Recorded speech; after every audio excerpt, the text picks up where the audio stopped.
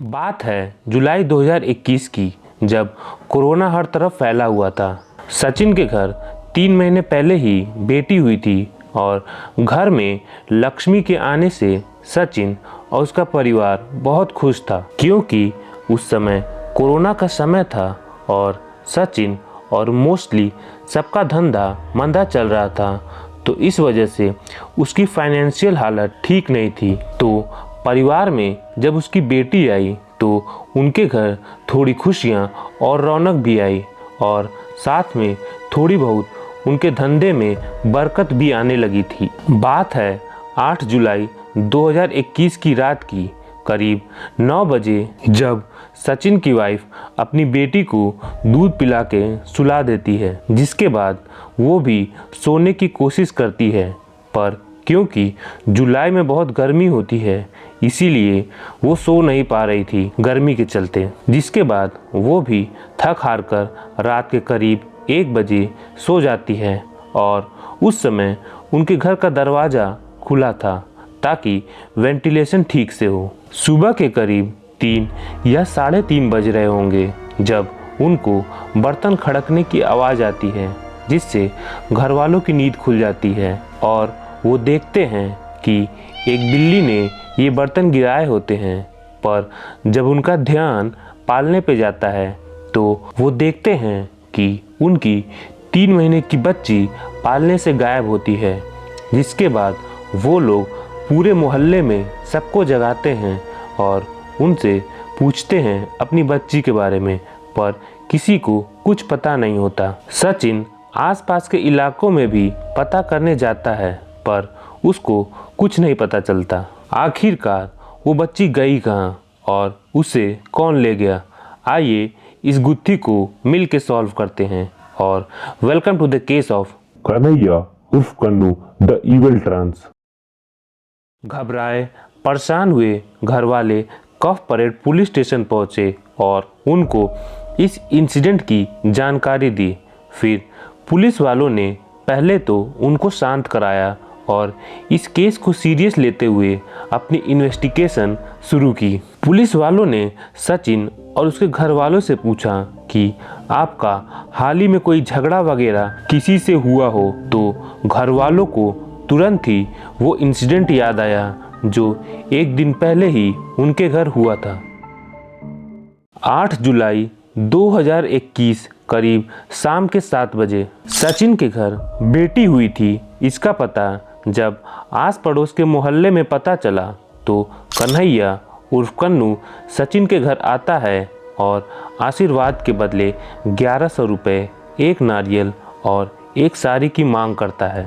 उस समय आपको तो पता ही है कि कोरोना का समय था और लॉकडाउन चल रहा था, तो सचिन के फैमिली की कंडीशन उतनी अच्छी नहीं चल रही थी। तो फैमिली कन्नू को 200 रुपये, 1 नारियल और 1 साड़ी बख्शीश पर देने लगे, जिसको कन्नू ने लेने से मना कर दिया और बोलने लगा कि उसे पूरे पैसे चाहिए। फैमिली ने बहुत समझाने की कोशिश भी की कि अभी काम धंधा ठीक से नहीं चल रहा, जब काम धंधा ठीक से चलने लगेगा तो वो उसको पूरे 1100 रुपये दे देंगे। जिस पर कन्नू भड़क गया और धमकी देने लगा कि अगले 2 से 3 दिन में वो कुछ ऐसा करेगा कि उसका नाम उस एरिया में बहुत बड़ा हो जाएगा। कि मेरे को बोला तेरा पैसा दे, तेरा घर में पोती आए। इन सब बातों को सुनने के बाद पुलिस ने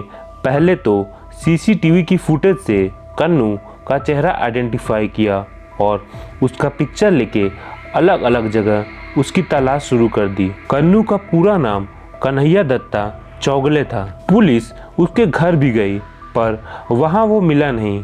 फिर बाद में कन्नू को उसके पड़ोसियों से पता चला कि पुलिस किसी केस के चलते उसको ढूंढ रही, और उसका रिएक्शन ये था कि वो बोला कि मैं डरता हूँ क्या पुलिस से, और खुद ही पुलिस स्टेशन चला गया। इधर कन्नू पुलिस स्टेशन पहुंचा और उधर पुलिस को समुद्र किनारे एक नाले के पास एक छोटी सी बच्ची की लाश मिली, और जब उसकी शिनाख्त की गई तो वो बच्ची सचिन की 3 महीने की लापता हुई बेटी थी और पोस्टमार्टम करने पर यह भी पता चला कि उसके साथ दरिंदगी भी की गई थी। इधर पुलिस ने जब कन्नू से अपनी तरह से कड़ी पूछताछ की तो वो खुद सारी राज खोलने लगा। और वैसे भी अब बच्ची की लाश मिल गई थी और उसका पोस्टमार्टम भी हो चुका था, तो उसके पास कोई और चारा भी नहीं था। कन्नू ने बताया कि पूरे पैसे ना मिलने पर उसने बदला लेने का सोचा और रात को 3 बजे के आसपास जब सब सो रहे थे तो वो अपने साथी सोनू के साथ घर में घुसकर चोरी छुपे बच्ची को उठा लेता है